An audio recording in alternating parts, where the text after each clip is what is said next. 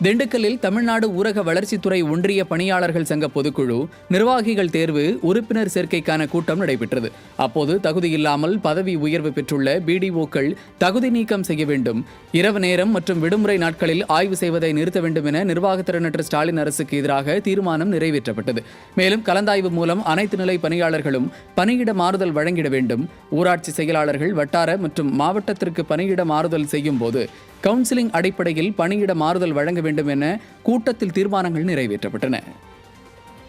திருவண்ணாமலை மாவட்டம் வந்தவாசியில் வாகன ஓட்டிகளின் கண்ணை மறைக்கும் அளவிற்கு போக்குவரத்திற்கு இடையூறாக சாலையின் குறுக்கே திமுக கொடிகள் மற்றும் அலங்கார வளைவுகள் அமைக்கப்பட்டதால் வாகன ஓட்டிகள் அவதியடைந்தனர்.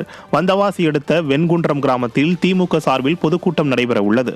இதற்காக திமுகவினர் வந்தவாசியிலிருந்து சுமார் 3 கிலோமீட்டர் தொலைவிற்கு சாலையின் இருபுறங்களிலும் திமுகவின் கொடிக்கம்பங்கள் நட்டு பறக்க விட்டுள்ளனர். ஆளும் கட்சி என்ற திமிரில் திமுகவினர் அராஜகத்தில் ஈடுபடுவது தொடர்கதையாகி வருவதாக குற்றச்சாட்டு எழுந்துள்ளது.